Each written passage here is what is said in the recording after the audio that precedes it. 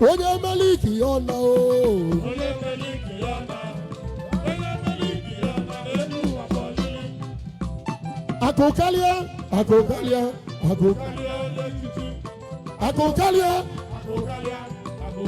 onye echichi so igbo n'igbo ibudu Akachukwu na-eme eze ọ bụrụ na unu n'ezi anya ndị Sunrise nọ n'ọgbọ emebe amala onye bụ onye ka m gwa unu akwatu egwu na-abịa m egwu o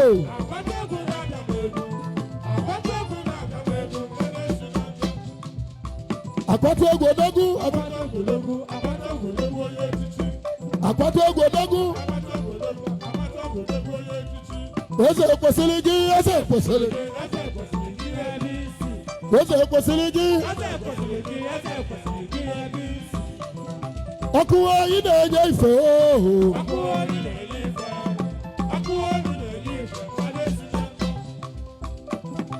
onye na onye na-esi gị ngọ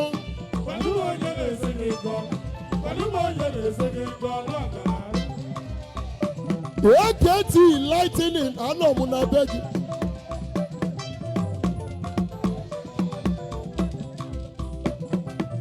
ọzọpụrụ ili ego keneli m akụ atụ egwu na mba itoolu mee mba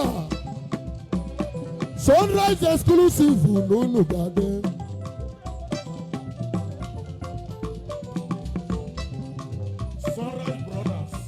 ndị Sunrise Brothers emebe amali ndị akụva akala esili Sunrise Brothers na-ekene m unu Sunrise odogwu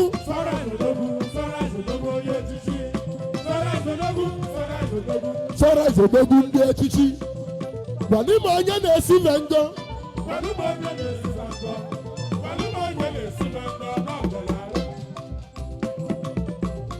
naanị ndị Sunrise Brothers mgbume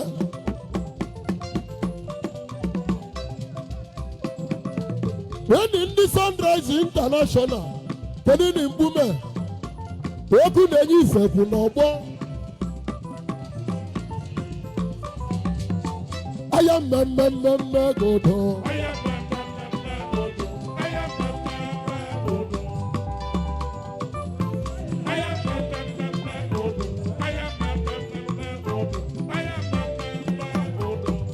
Aro obi eduru ụwa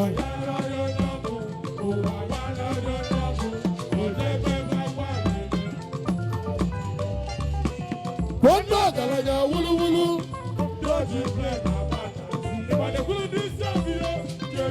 naanị ndị Sunrise kwu n'ọgbọ Sunrise Brothers mgbume obi eduru mụ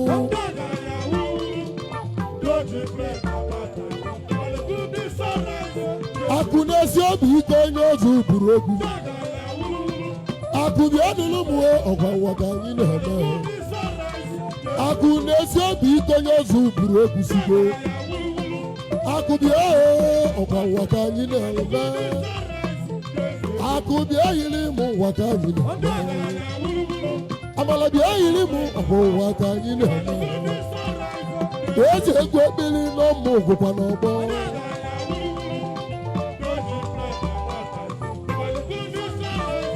ya bụ egwu ekpiri a na-ekwu maka ihe n'osi na-eyi na ọma mbala wee maga onyite amala bịa yiri m onye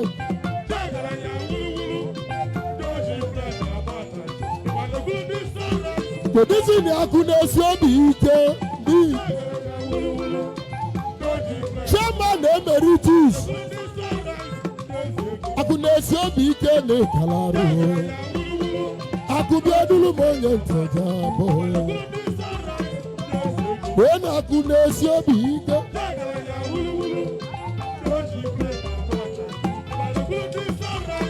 Emeritus Chairman n'ọbata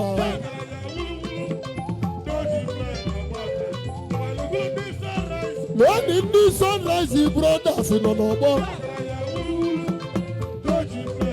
ayo obodo mụta nwa siri gasị na ọ dị ka aba na adị amụta kala oyeri oye ndị na onye nwa dị a na-amụwe na ọkwụkwa n'ọgbọ oke nwa dị a na-amụ Sunrise Brothers na ọkwụkwa n'ọgbọ akụ na-esi obi ike akụ na-esi obi akụ na-esi obi ike akụ na-esi obi ike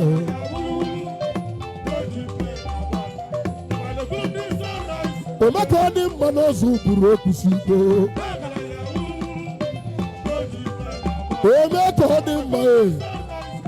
omeka ọ dị mma onye ọzọ ụbụrụ okwusi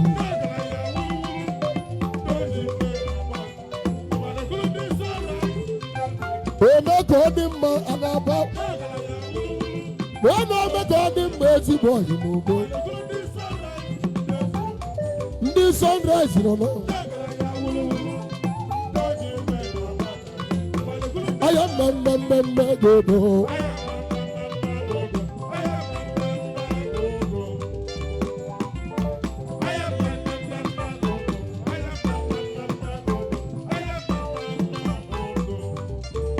ụwa ya na-arịọ onye ọbụ ụwa gba na-arịọ onye ọbụ ojebe ebe akwa lele ayo ọba wata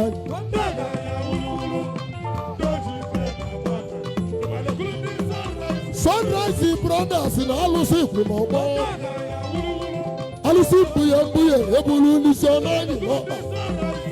odogwu ọzọ ọmọgọ na ịkala arụ ọkala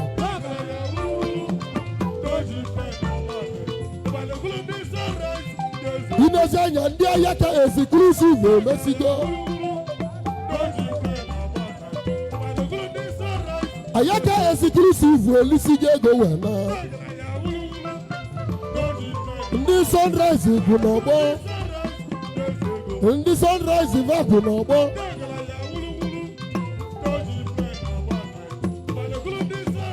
kodi na-akụ amị ya Santos nwoke m n'irili nne Santos nwoke m n'irili nne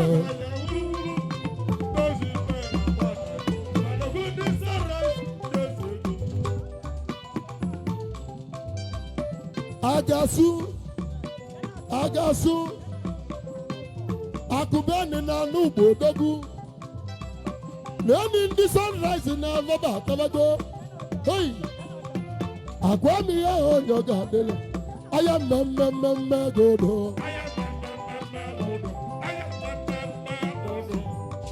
hei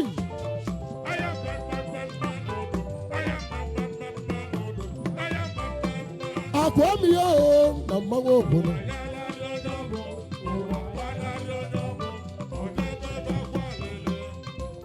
ndị Sunrise Brothers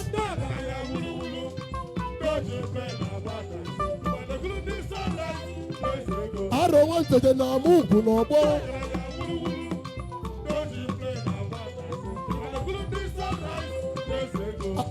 okwu na-enye ife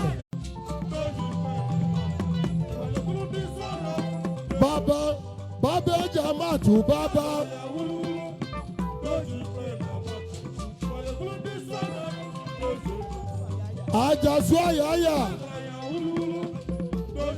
ajazu ayaya na abata ete nwanne amụla onye na-ego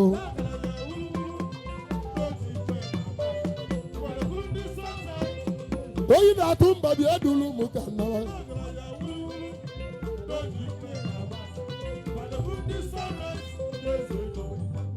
oyi na-atụ mba oyi bịa edulu m oho na mmanwụ na-ebe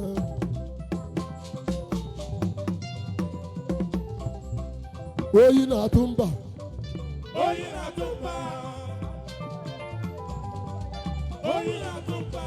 agasu ayayi agago agazu agasu ayayi agago agazu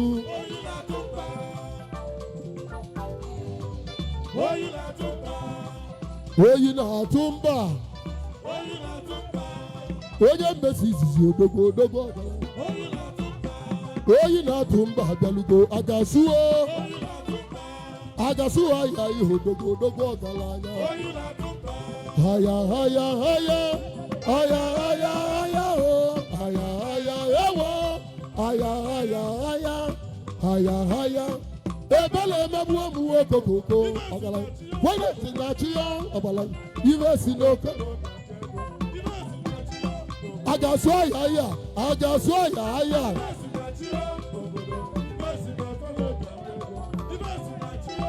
agasu ọya ya onye ozu buru egusi igwe agasu ọya ya agasu ọya ya odogwu na-aba nwanne mụrụ onye na-ego ndị Igbo na-aba agasu ọya ya kenelu ụmụ ọzọ pụrụ ihe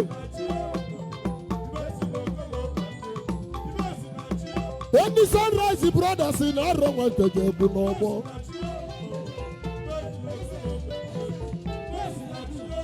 arọbịa dudege mụ nọkwa n'ụwa ka anyị na-eme gekwe ntị ka m gwa gị na ndị klọbụ na-etili egwu ugwu n'ọgbọ mgbe Ayaka United na-eti egwu a ndị Ayaka akwụ n'ọgbọ ma ị kwụsịrị ọva egwu kedu ka o si bụrụ mgbe m na-eti egwu ka ihe akụzi naanị ndị Sunrise abịala ugo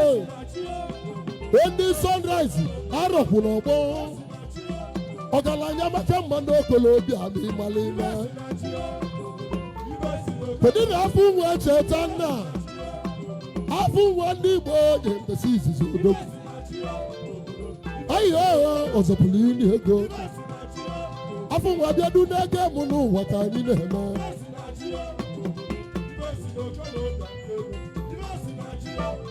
aya aya aya aya aya ewo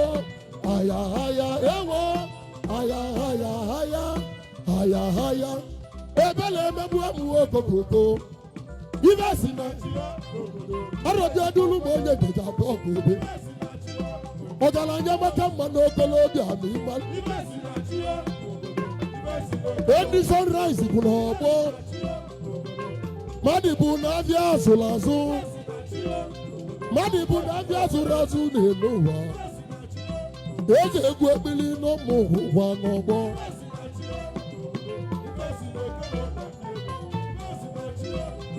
ọgazi aya aya o n'oge ikwu n'ọgbọ agasu aya aya o na-abata ete n'isiri igwe aya mmemme godo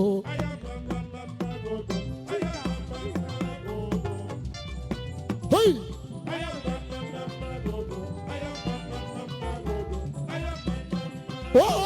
n'ọkwụ n'ọgbọ ụwa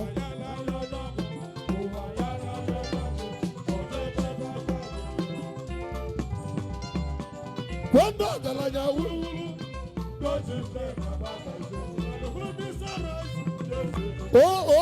n'okwu n'ọgbọ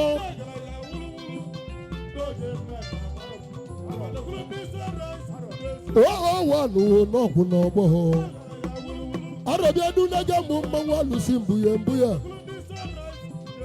Sunrise kwụ n'ọgbọ vakwụ n'ọgbọ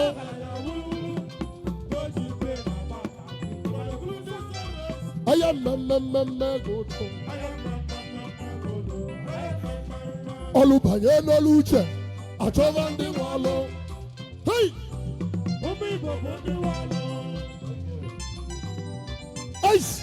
ịchọlụ ka ịmalịba na-alụ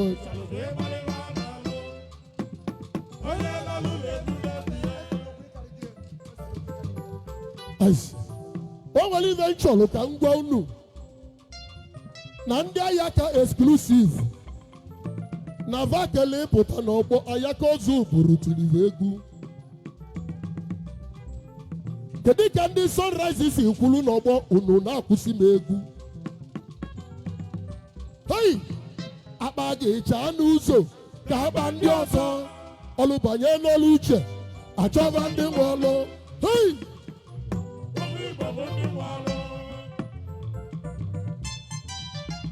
exclusive anyị ekene Sunrise anyị ekene Sunrise Brothers. Unavula Aro Nwa Nteje n'ọgbọ. Hey! Eze egwu ekpiri. A na-amado odogwu aka. Hey!